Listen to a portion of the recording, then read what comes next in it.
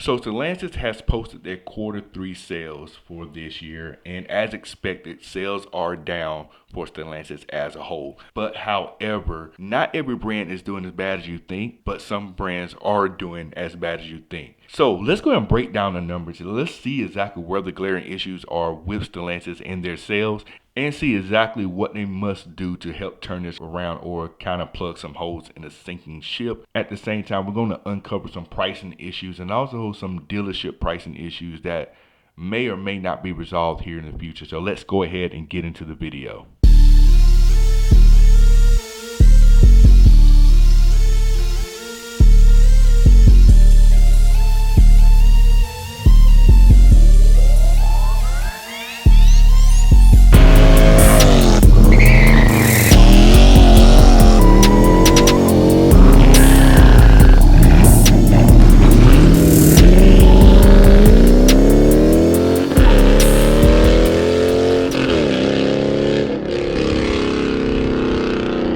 This is my Dodge Charger Scatpack wide body. It's big, it's loud, it's bright red. It simply grabs attention no matter where I go.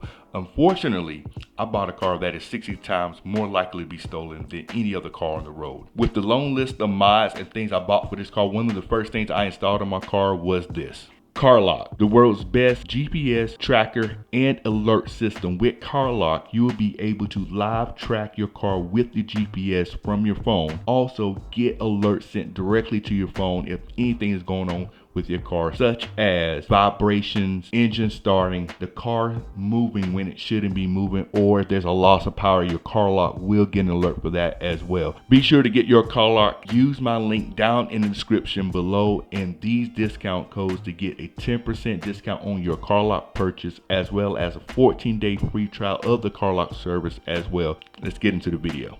YouTube family, what is going on? Welcome back to the channel. Welcome back to another video. Thank you so much for tuning in to this video. If you are new here, we do a lot of car related things on this channel, and you're in the right place for all of that. So make sure you subscribe to the channel if you haven't already. For those of you that have subscribed to the channel, big salute to you all, but we will not hold you too long. Let's go ahead and get into today's video. You see the title and you see the thumbnail. As I stated at the top of the video, Stellantis has released their Q3 sales numbers for all of the brands that they have under them. That includes Dodge, Chrysler, Ram, Jeep, Fiat, and Alfa Romeo, how you want to say it.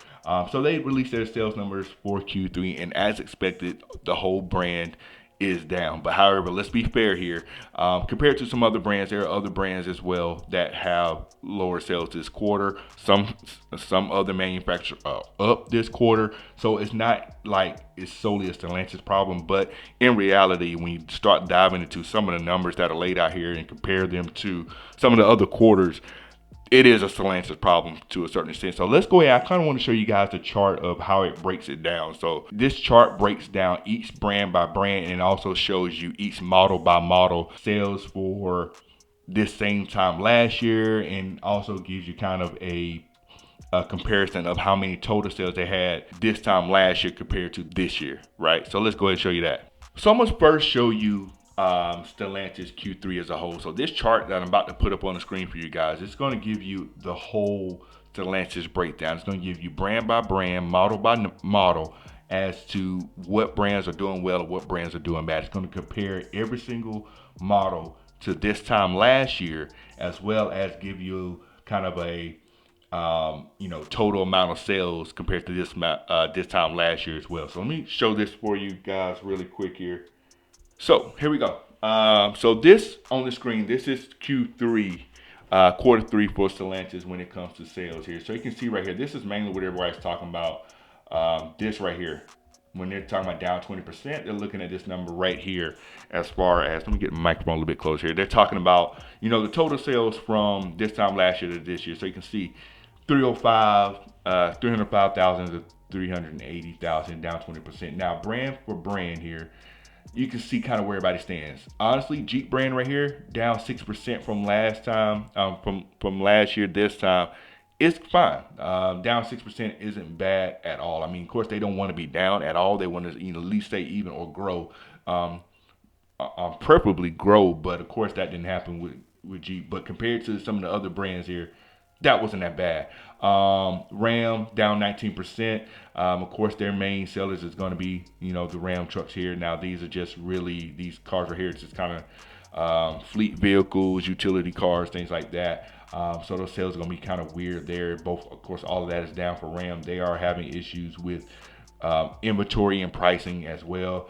Chrysler, they don't even have any cars to really sell, but that the Pacifica is really the only thing really holding Chrysler down right now when we look at the numbers.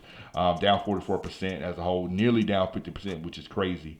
47% there, you can see most of that is due to Pacifica, no Town and Country, no 200, nothing like that. 300, they had a few of those get sold this year. Not many compared to last year. You can tell they're a huge drop off on that, of course.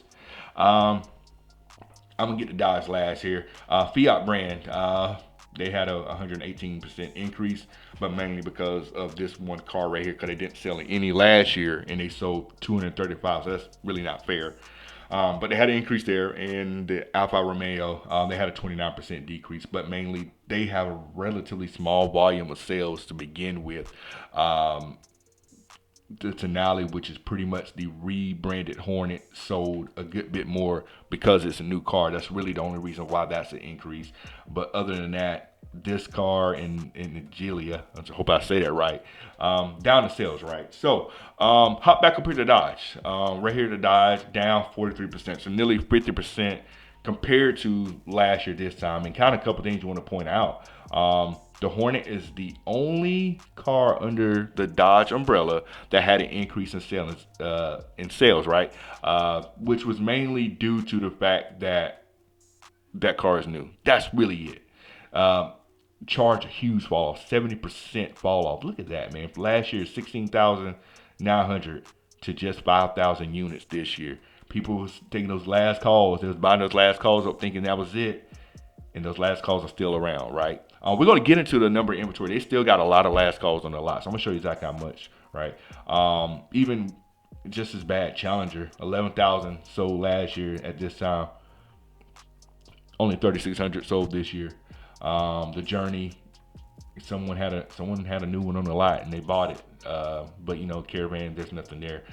Durango, this is kind of one of the only current cars on here besides the Hornet. 15% drop off, but the main killer right now for Dodge is the Charger and Challenger. Huge drop off in sales right there. Huge drop off, destroying Dodge right now when it comes to that percentage. So right now, you look at these numbers as a whole, the concerning part is going to be, of course, Chrysler. They don't really have any cars, and Dodge, 43%, nearly 50% drop off in sales there compared to last year. That's just crazy. Ram, like I said, Jeep is not bad. Ram is okay, but Chrysler and Dodge both got some issues there. Now I want to show y'all something else as well. Let's go back to the first quarter because there's kind of a trend as to the sales as a whole here. So if we go back to first quarter here, this is the first quarter sales. So this is January, February, March, beginning of the year here. So you can see, as a whole, FCA, USA, whatever, as a whole, they started off down 10% in sales, which isn't terrible. Close to, in the grand scheme of things, kind of close to what they had last year this time, and all the brands as a whole. Jeep, 2% increase. Ram was only down 26%. Chrysler was up 9%, and a lot of that was due to the fact of the 300 selling well. And also whether Pacifica, I said the 300 selling well when it was down 43%. Really, the Pacifica helped balance that back out. And got them above 9%. Dodge was down 16%, and Fiat was up 12%, and of course Alfa Romeo down 4%. So they didn't start off on a bad note here. Let's dive into the Dodge brand here. So of course the Hornet, brand new. People was buying those Hornets, man. People was buying those Hornets, right? Only 22 last year, brand new car, so that's kind of, you can't really go off these numbers at all. But quarter over quarter, less and less Hornets were getting sold, right? Charger down 52%, so they started off killer bad with the Charger. 22,000 units down to 10,000 units there. Like I said, people was worried about those last calls. It's gonna be the last time you're gonna be able to buy these, but they're still around. They're only selling 10,000. There's still a lot on the lots, right? Challenger, you can see here, 14% down. Didn't do too bad. They kind of stayed close to it, to what they had last year, but still down nonetheless. The Durango, down 13%. So they was down a little bit. So Q1 they didn't start off too bad. It was down, of course, but they kept it consistent here. Now go up the Jeep. Now I want y'all to see here that Compass is selling. That Compass is selling good. I'm gonna get back to the Compass here because there's something special about that. The Compass is selling. The Renegade selling. Um, the Wagoneer was brand new. That's selling. Grand Wagoneer selling. So Jeep is doing fine. I mean, they had a decrease, but they're doing fine here. So let's hop to Q2 real quick, quarter two, and you can see kind of where things play off here. Down once again, they're down 21%. So they kind of fell a little bit further back than it was. Now compared to last year for total sales, they're down 16%. Now remember quarter one they were down just about 10%, but now they're down 16%. So they're losing ground of what they had from the previous year. Alfa Romeo, they're up 8%. Fiat up 119%. Dodge down 17%. Chrysler now down 19%. Ram 26%. Jeep, they're hurting now, down 19%. Overall drops in everywhere, pretty much everywhere. Everyone went down now. It kind of does calm down a little bit when it comes to quarter two, when it comes to the cars, to a certain extent here. I think overall volume of sales is up compared to quarter one. Because quarter one, you're coming off of Christmas. A lot of people just recovering from that whole holiday season, things like that. Now quarter two, people are starting to get their tax returns or should be getting their tax returns there. So now they're starting to buy cars. So even though across the board, you can see here they're down. If you look at the total volume, which was current year, it was right there 344. If you go to quarter one, it was 332,000. So they're up in sales, but overall down compared to last year. That's why I said some of those factors come into play right here. So they're down here, and you can see they're down everywhere here. Except Wagoneer. That Wagoneer is selling up 107%. But that Wagoneer is selling. That Grand Wagoneer, that thing is selling. So those things right there keeping things going well, right?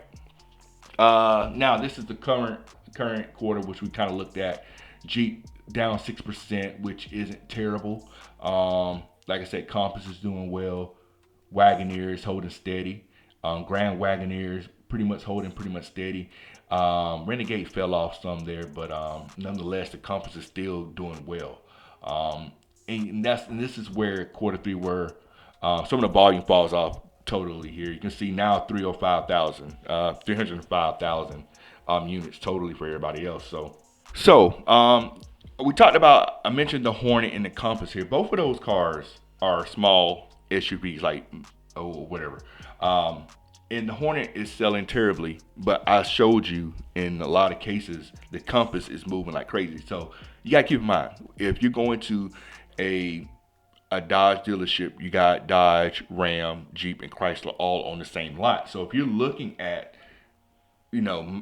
like compact SUVs, you might be cross-shopping the Hornet and the Compass, right? And you can see, like, this is quarter three, most recent quarter right here, and I showed the sales, like current year 34,000, which is up 71%.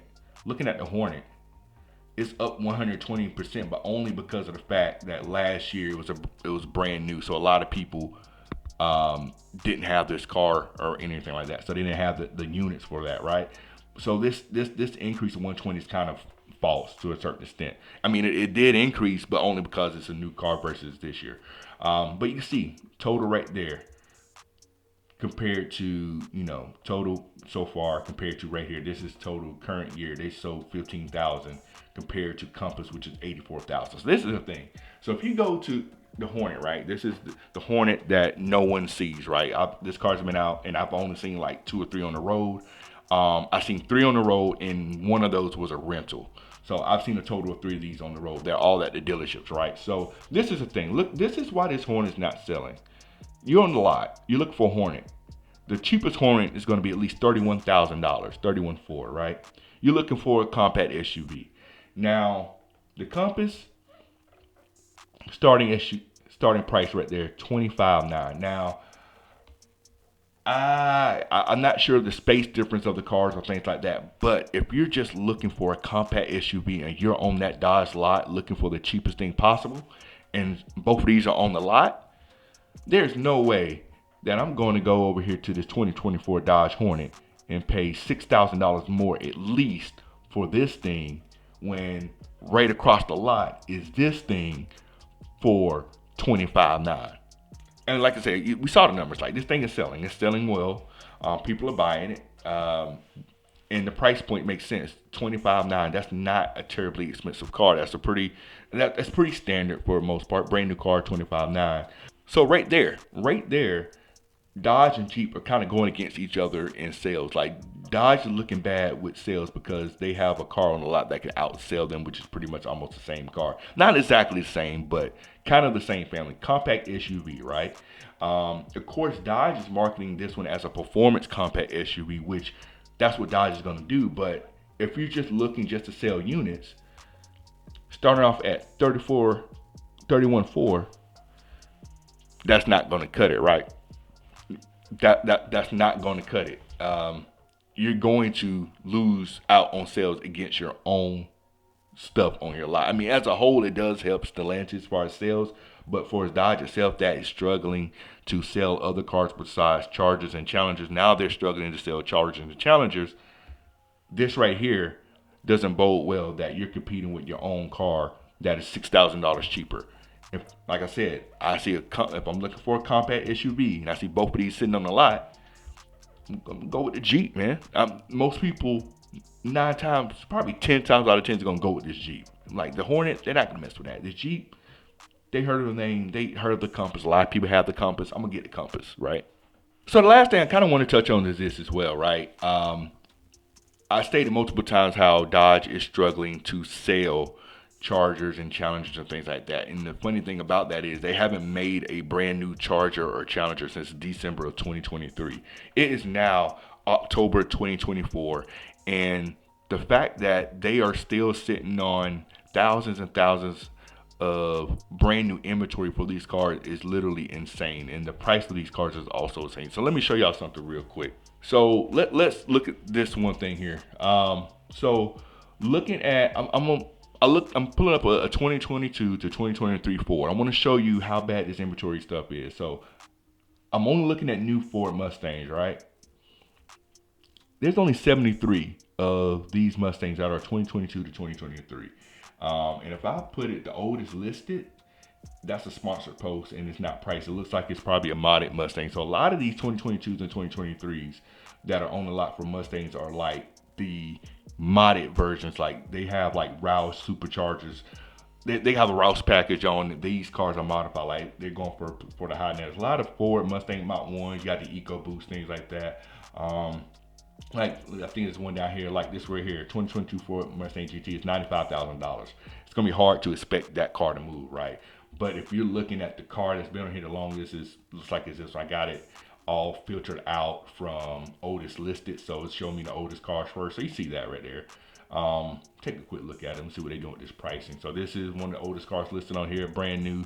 See it, 7 miles. What their pricing looking like. So they brought the price down. You can see right here.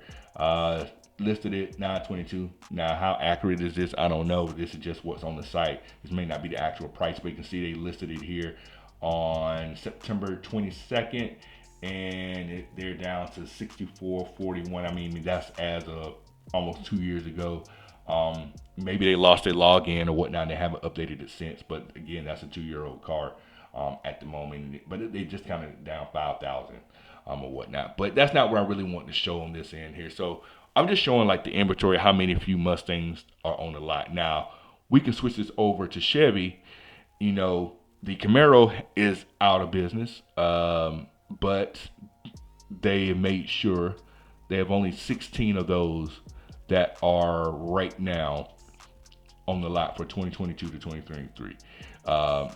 They're not flooded. I mean, a lot of these you got LT1, you got the LT1 SS, SS1 SS, the LT1 version, 2LT. They don't have a lot of these cars on the lots for 2022s and 2023s. That's not even a lot. That's a 2022 of the LT1. I think that's the V6 if I'm not mistaken. Another one, right? So they, in the grand scheme of things, for 2022 and 2023, They don't have that many cars, right? They barely 16. That's really nothing in the grand scheme of things, right? And this is a car just like the Dodge Charger and Challenger that is out of commission, that is discontinued. So let's hop over to Dodge and see the BS that they got going on over there. So we're just gonna look at Charger and Challenger here. Look at this. Look at the inventory. This is 2022, 2023 inventory, right? 2,200 Challengers, 2,700 Chargers. You put that together, that's over 5,000 between two of these cars. You can add up all the Fords and all the Camaros together and still won't come close to one of these model cars.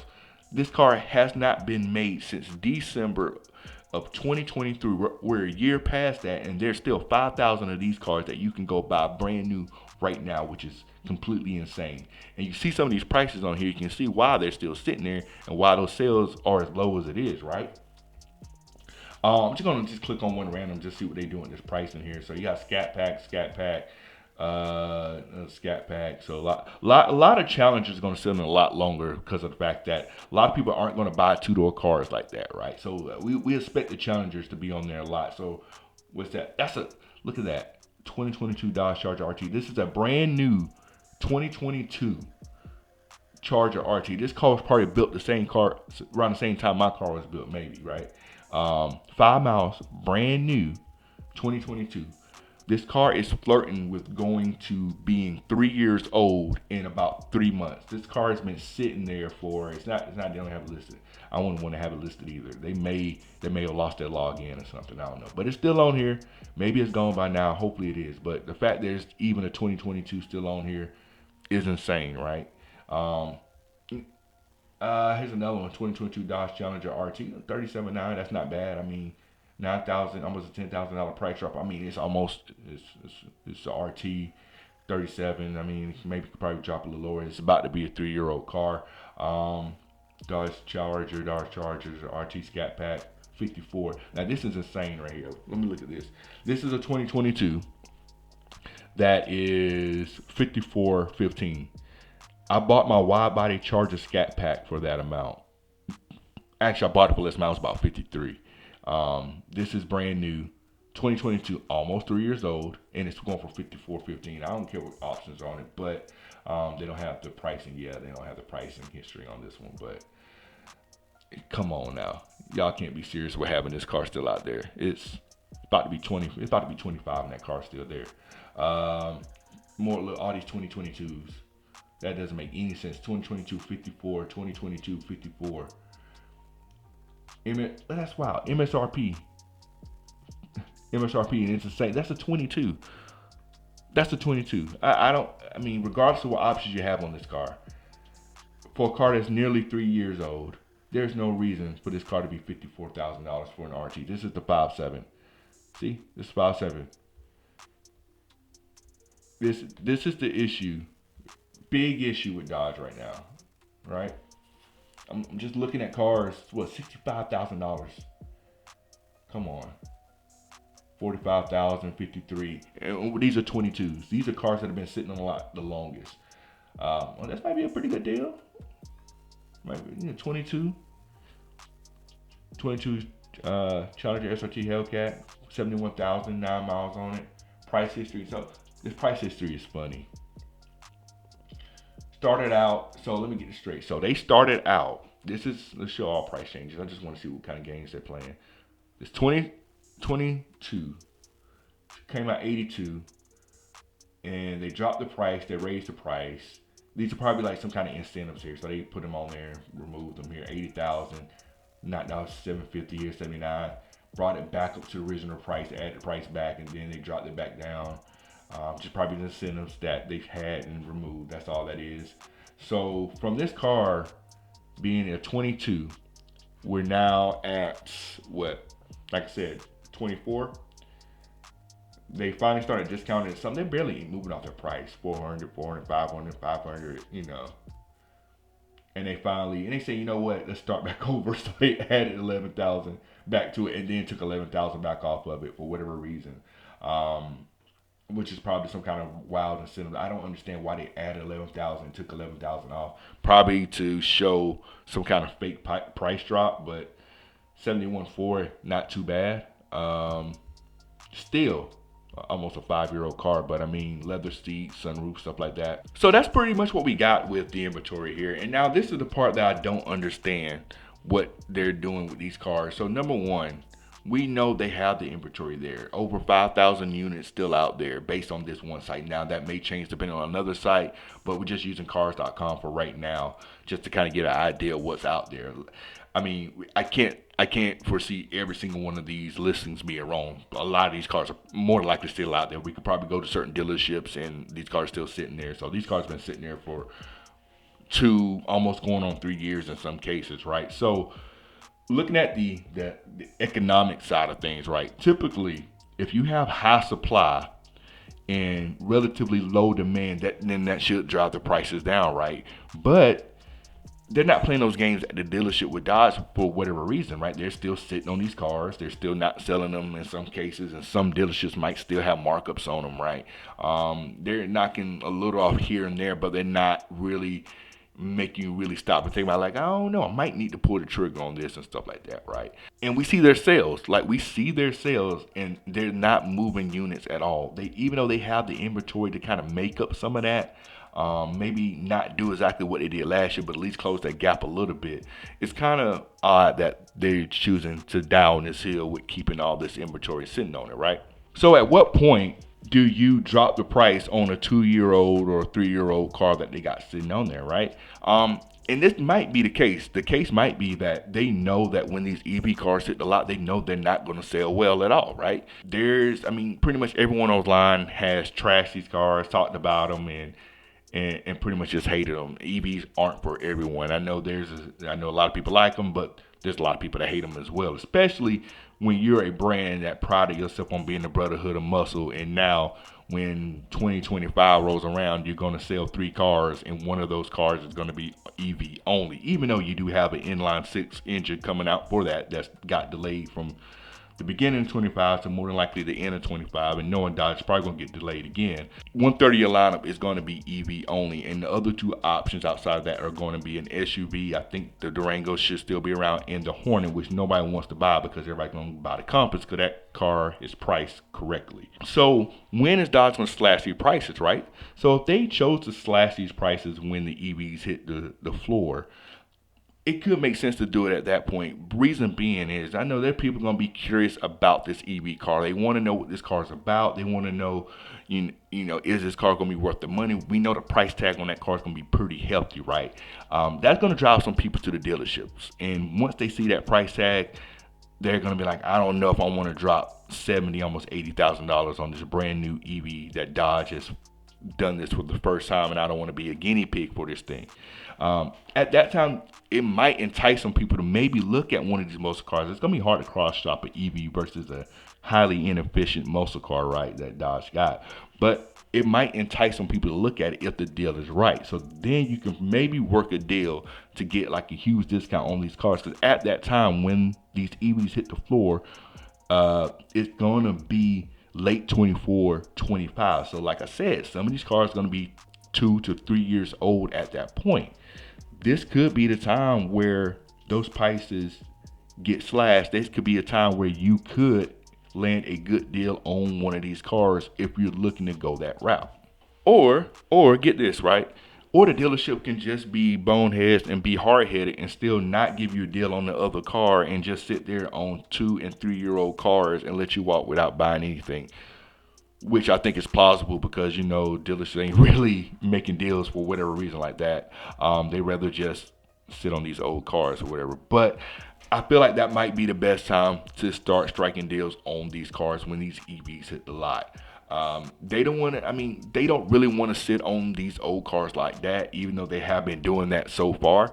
I don't think they want to continue doing it, and they don't want to clog up their space at some of these dealerships with these older cars that know a lot more people will want to buy. But in the grand scheme of things, they got to move off these cars at some point. And another thing, right? Another issue or another negotiation point could be lot rot issues. Like these cars have been sitting for maybe 2 to 3 years in some cases.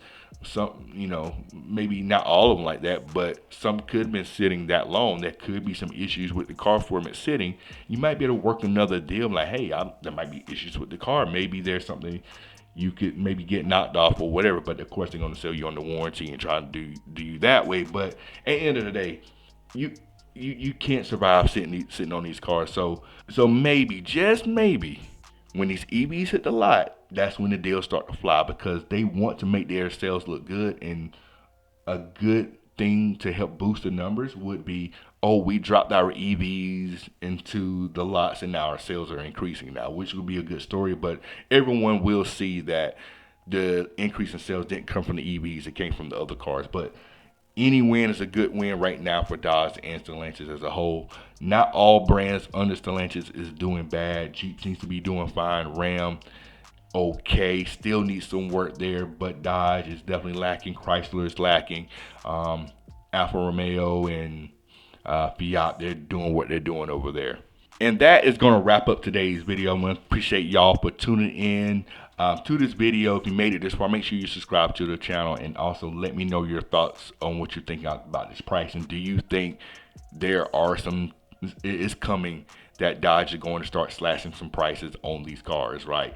No other manufacturer has this number of 2 and 3 year old cars on their lot. I'm saying 3 years old because it's almost 2025 and there's still 2022s on the lot. And I bought my car 2 years ago, which is insane. It makes sense that they should be trying to cut some of these prices, or would they just be hard headed and not sell any cars and then just continue to have the sales look bad? But we don't know. I think this is a point where if you are the CEO of Stellantis and things like that, and you see that you have all this inventory that's just sitting around, you give a call to the dealerships and say, hey, we gotta get aggressive here, right? We gotta do something here to make something happen. You can't sit here and have your brands not selling cars and you got the inventory to sell. That makes zero sense at all. That doesn't make any sense at all whatsoever. So hopefully change is coming, just for Stellantis and Dodge's sake, because I personally, I know with them going forward, they're not making the cars that we want to have, but for them to get to a point where they can make those cars again, they need to sell well now, which is I think what a lot of people are not getting. Like the EVs got to sell good. The inline six car, when it comes out, that's got to sell well. Unfortunately, the Hornet has to sell well. These cars have to sell well for them to get to a point where they can possibly make some V8s again, right? That's how Ford is doing it. Ford, if I'm not mistaken, they had an increase in sales for Q3 of this year, and they got a variety of cars to choose from. They got electric cars that are selling. They keep making V8s and things like that. Chevy's in the same boat. They got cars that are selling. They got electric cars that are selling. I think Chevy and Ford's been going back and forth as far as their electric car sales lead or whatnot, but they're selling everything, right? So Dodge got to get to that so they can make the fun stuff again, right? But that's gonna be the end of the video. Like I said, I'm gonna catch y'all on the next video. We are out. Cut it.